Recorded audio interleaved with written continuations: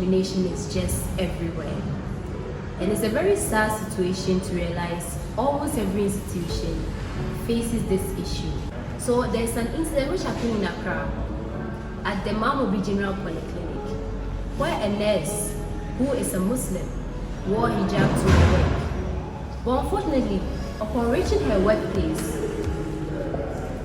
her so-called supervisor or in charge asked her to take her hijab off. Then she refused. And do you know what happened next? The supervisor told the nurse to actually go home and sacked her.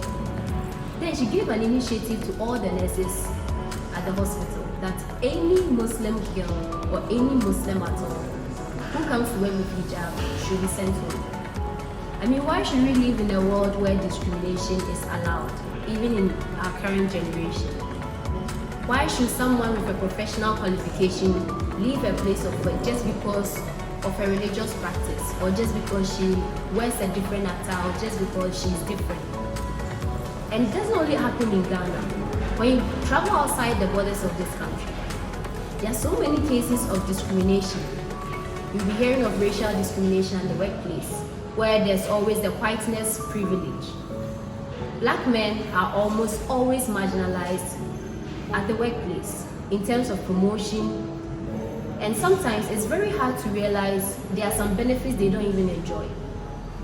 Coming back to our society here in Ghana, you go to an office and you realize, yes, there are so many different diverse people from different ethnic groups. We have Ashanti, we have Eves, and we mix together in this country.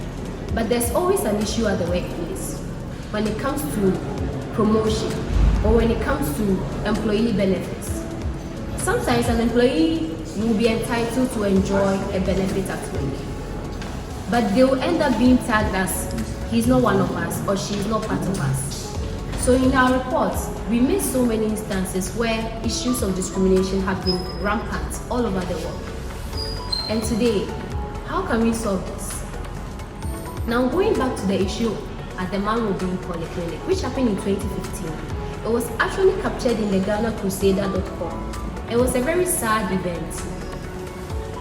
The only initiative I heard was the Ministry of Health and other directors came out with policies that will actually help solve these discriminatory practices at our workplaces.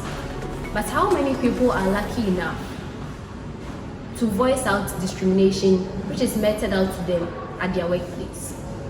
And I think it's the duty of our top managers to have strategic plans, either short or long term, to help combat this issue. No one should be made to feel less than he or she deserves. We are all the same people, whether black, white, Asian, we are all the same people. And it doesn't matter any community or any work environment you find yourself in. You are entitled to any benefits you are duly recognized for. So now, the question is, how can the government help? And how can our corporate institutions help? Our board of directors, the managers, and even employees. How do you treat each other at the workplace? Do you find other people so inferior to you that you feel you should discriminate against them and sideline them just because you think they are beneath you? No. So we think applying management principles, even in planning, you can make plans in an organization where you draft policies to combat the issue of discrimination and make strict rules against anybody, I mean anybody at all, not against only employees, but also even on for top managers and even middle management levels. So they should be able to follow such rules, and they should have a form of human relation at the workplace, just as the contingency approach says. We are all one people. So I think it's about time we stop discriminatory acts or discriminatory acts in our workplace.